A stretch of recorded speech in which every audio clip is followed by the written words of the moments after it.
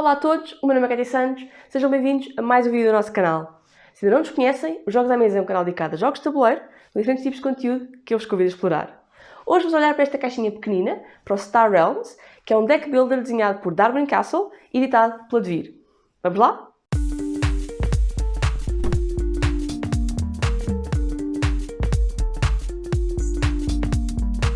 Ora, vamos lá então aqui olhar para o Star Realms. Este será provavelmente o unboxing mais rápido de sempre, porque conseguem ver que isto é só uma caixinha pequenina. Isto sendo um deck builder, ou seja, um jogo de construção de baralhos, é um jogo de cartas, ok? Aqui dentro só vamos encontrar cartas. Vamos olhar para o que é que temos cá dentro. Estou aqui olhando para a arte da capa. Temos aqui uma nave espacial, parece-me. Aqui uns símbolos. É um jogo para maiores de 12 anos, para ser jogado por 2 jogadores, que dura mais ou menos 20 minutos. Aqui uns prémios que ganhou. Domina as estrelas. Construa o seu próprio reino estelar. Monte o seu exército através do comércio e então usa a sua frota poderosa de naves de guerra para proteger o que é seu e conquistar o que não é. Okay? Claramente um jogo de guerra entre 2 jogadores. Vamos lá ver. Okay. A caixa deu luta para abrir, não é muito fácil de abrir aqui a parte de cima. Temos 2 baralhos e aqui um folheto. Regras para 2 jogadores.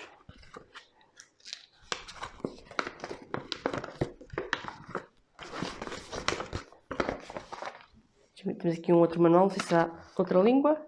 Ok, regra para múltiplos jogadores. Portanto, este apesar de ser um jogo focado para 2 jogadores, tem aqui regras separadas se quisermos jogar com mais jogadores.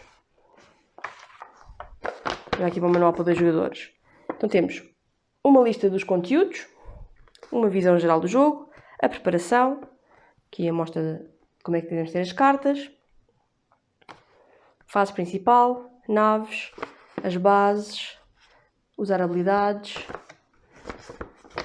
de aliado, aqui com os diferentes símbolos, sucatear, atacar, autoridade, combate, comércio, portanto, vários aqui símbolos iconográficos que vamos ter de aprender se queremos conseguir jogar o jogo. Aqui a versão para múltiplos jogadores, parece um bocadinho mais visual, tem menos informação também. Podem experimentar o jogo na versão digital, a lista das cartas que vamos encontrar, pelas várias cores, portanto, as amarelas, as verdes, as azuis e as vermelhas, as diferentes fações. E agora vamos então olhar aqui para os nossos baralhos. Começando aqui por este primeiro baralho, temos aqui as cartas com o símbolo do jogo nas costas, okay? Todas as costas iguais, aparentemente. A espessura e a qualidade das cartas parecem ser cartas perfeitamente normais. Temos aqui algumas cartas verdes. Nota-se claramente que temos vários níveis de informação. Aqui pontos de ataque, parece-me, uma habilidade. E aqui é só texto decorativo. Mais cartas diferentes. Ok. Temos aqui outra com um aspecto claramente diferente. Estas não são naves, acho que são as bases. Também verdes.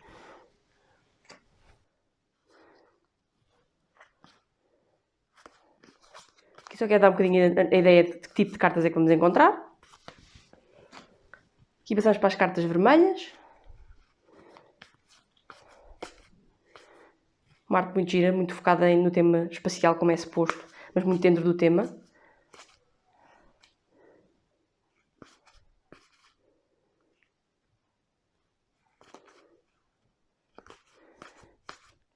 Ok, aqui as amarelas.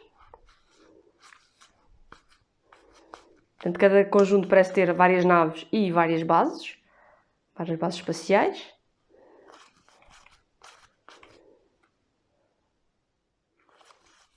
E aqui temos as azuis. E o resto do baralho há de estar aqui. Vamos ver. Neste monte temos 2 tipos de cartas. Portanto, temos estas cartas também do estilo das bases e das naves que vimos há pouco. Mas há aqui um conjunto diferente de cartas que eu vou já separar para a gente ver à parte. Vamos só acabar de ver aqui o estilo das naves. Neste caso estamos a ver as azuis. E mais as bases.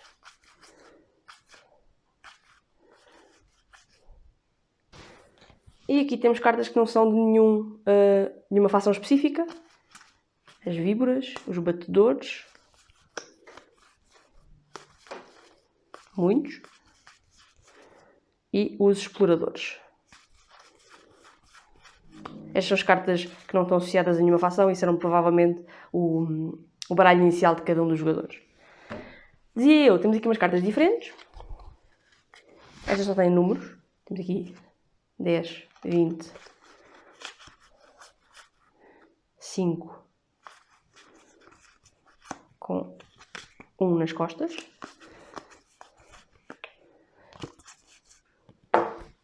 Vamos então aprender a jogar Star Realms. Neste jogo, o objetivo é construir a frota estelar mais poderosa para destruir o adversário.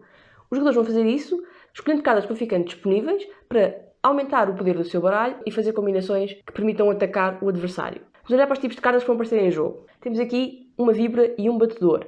Estas cartas são chamadas cartas cinzentas, não têm nenhum tipo de simbologia aqui em cima, significa que não têm nenhuma facção e fazem parte do baralho inicial do jogador.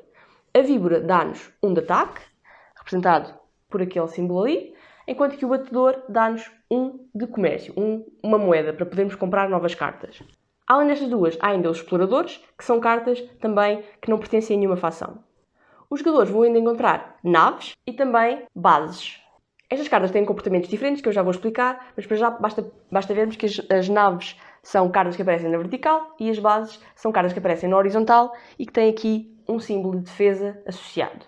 Olhando para estas duas cartas que eu pus aqui, para exemplo, nós vemos que há aqui alguma informação na parte de baixo da carta. Nomeadamente, temos aqui uma linha com a informação, uma segunda linha com o símbolo da facção, neste caso a facção azul, e no caso da base também há aqui uma outra linha que tem este símbolo, parece um caixote de lixo. A ação que aparece na primeira linha é a ação principal da carta. É aquela que, quando a carta é posta em jogo, pode ser ativada.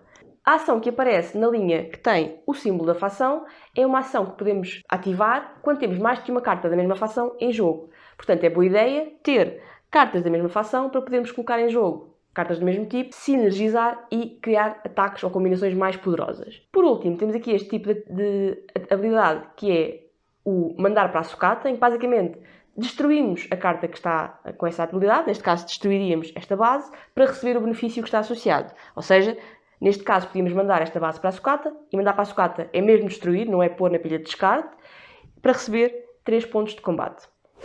Já vos falei um bocadinho das fações, vamos ver um exemplo de uma carta de uma nave de cada uma das fações. A fação verde é a fação Blob, a fação azul é a Federação Comercial, a fação vermelha é o culto às máquinas e, por último, a fação amarela é o Império Estelar. Estas cartas são apenas exemplos, mas servem para vos mostrar um bocadinho o tipo de informação que podem encontrar. Em cima tem sempre o símbolo da fação associada e o custo para adquirir a carta da fila de comércio. Já lá vamos ver o que isso significa.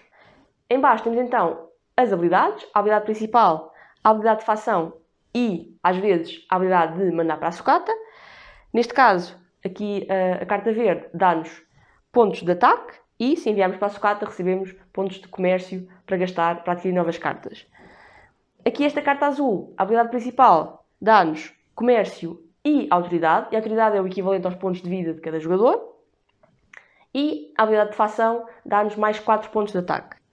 A carta vermelha dá-nos 6 pontos de ataque e podemos escolher destruir uma base do inimigo. Isto é muito importante. Na habilidade de fação podemos comprar mais uma carta do nosso baralho. Esta distinção é importante, não é comprar da fila de comércio, é comprar do que nós temos disponível no nosso baralho.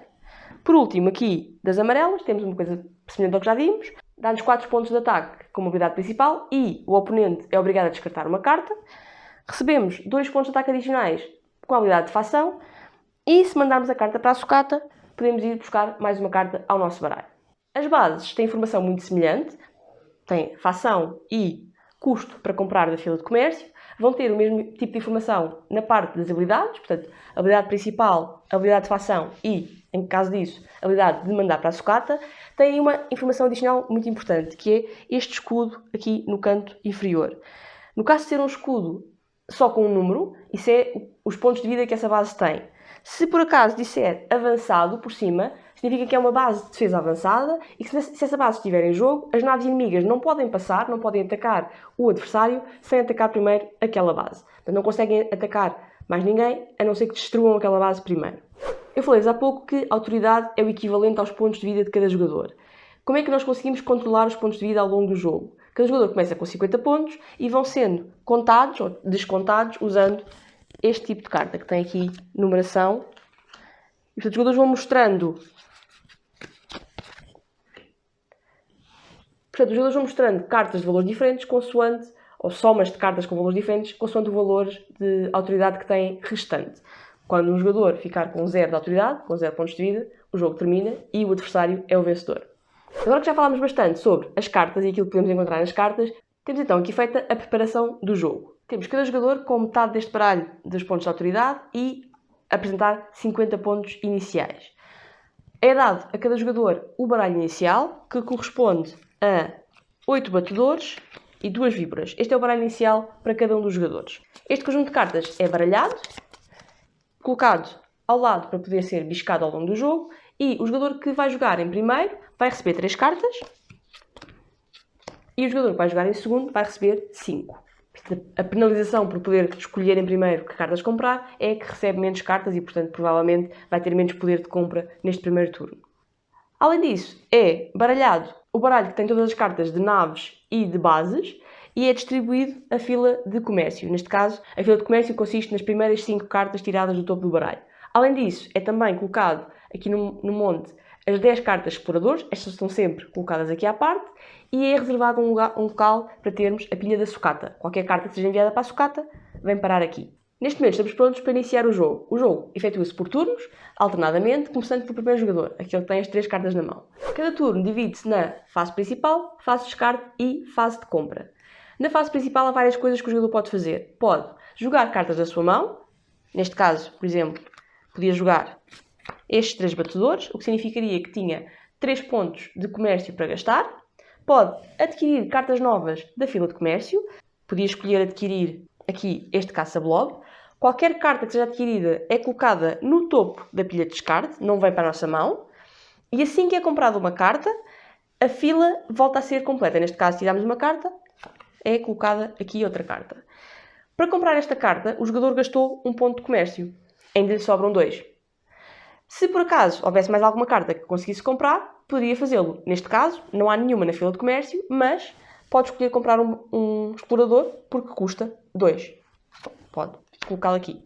Além de jogar cartas da sua mão e de adquirir cartas novas do que está na mesa, o jogador pode ainda ativar habilidades, das habilidades principais de facção ou de enviar para a sucata, e pode ainda combater. Pode atacar as bases inimigas ou o próprio jogador. Na fase de descarte, tudo o que o jogador jogou ou que ainda tenha na mão é enviado para o descarte. Se tiver sobrado pontos de ataque ou pontos de comércio, eles são perdidos e não são guardados para o próximo turno. De seguida, segue-se a fase da compra, em que o jogador vai pegar no seu baralho e vai tirar mais 5 cartas para a sua mão, para poder usar no turno seguinte.